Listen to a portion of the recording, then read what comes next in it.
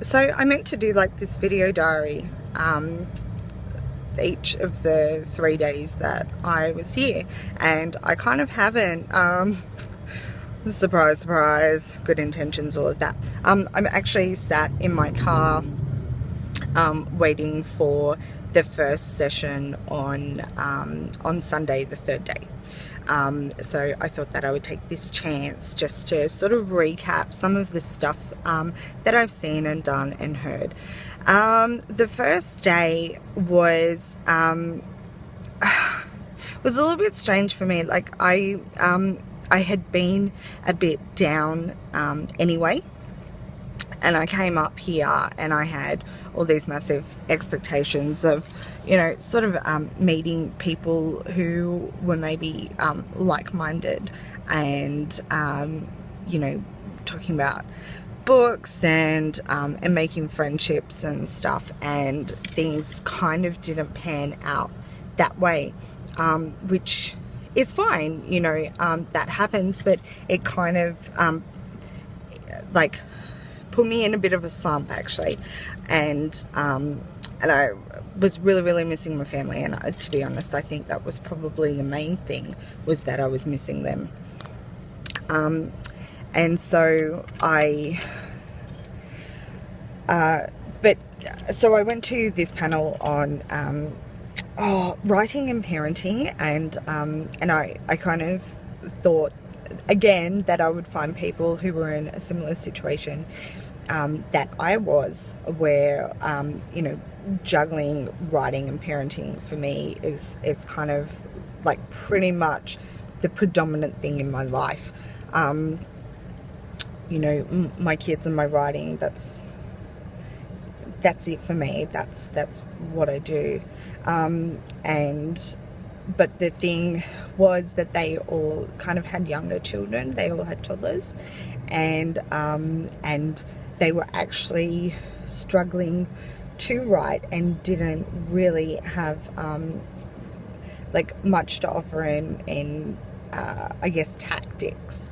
So I actually came out of that feeling like I already knew more going in, which in a lot of ways is really awesome, because it means that like I've got some techniques and I know how to manage my kids with my writing at the same time. So so that was all validation, I guess.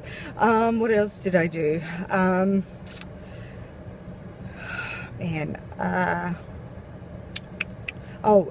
Women kicking ass. That was a fantastic panel, and I actually sort of got exposed to I guess writing and artists that I would not normally have, like they were outside of the scope of what I like my interests are. So there was a comedian who has a YouTube channel, and there was a comic like comic book artist, and she was fantastic, and Lynette Noni, who is a YA fantasy writer who's published through Pantera, and someone else, but that was quite interesting, looking at feminism in those areas, and sort of how, you know, women that are achieving things in male dominated spaces, and how they sort of cope with that and manage that. So that was really interesting. I also did a world building workshop with Lynette Noni, who sort of went through how to build words, and we did build worlds, not words, and we sort of went through and did some activities and sort of had some interesting discussions, and there were some writing prompts, and we all sort of saw things differently, and I ended up writing something during one of them that I was actually quite proud of. I thought it was really interesting, though of course I didn't put my hand up to shout it out, of course, but I looked back at it even today, and I went, you know what, that was a good piece of writing. I'm like I'm quite proud of that. I might use that for something. So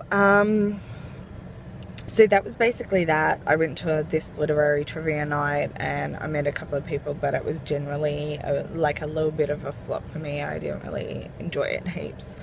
And then the next morning, Saturday morning, I actually got up at 6 o'clock or something and I banged out a couple of thousand words. I think it was about 3,000 words. As well as like I talked to my kids and stuff. So that was a really productive morning for me, and I woke up like I felt better. The day before I had felt really down, and I was sort of comparing myself to the more, I guess, artistic and intellectual writers, like the uni students and stuff like that, which I'm not. I didn't go to uni. I'm not you know, I wouldn't call myself an intellectual. Like I'm not dumb. I'm not dumb.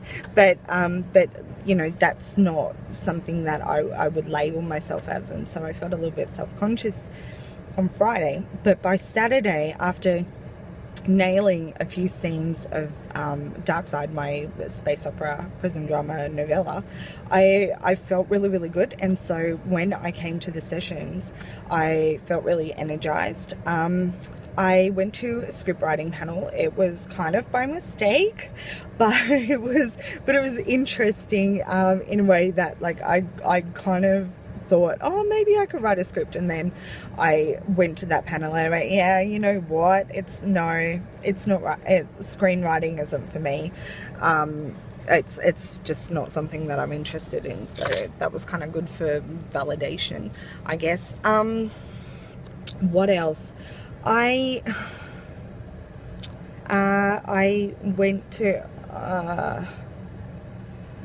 a digital showcase. So sort of looking at different ways of writing. This one guy wrote this amazing program, like, where you get a prompt and then you have to write. It's like a journalism thing. You have to write, but you have like a set time, and the screen kind of like the black mark comes down over your words, and if you don't finish the piece before it does that, then it just like, then it ends the game, like you lose.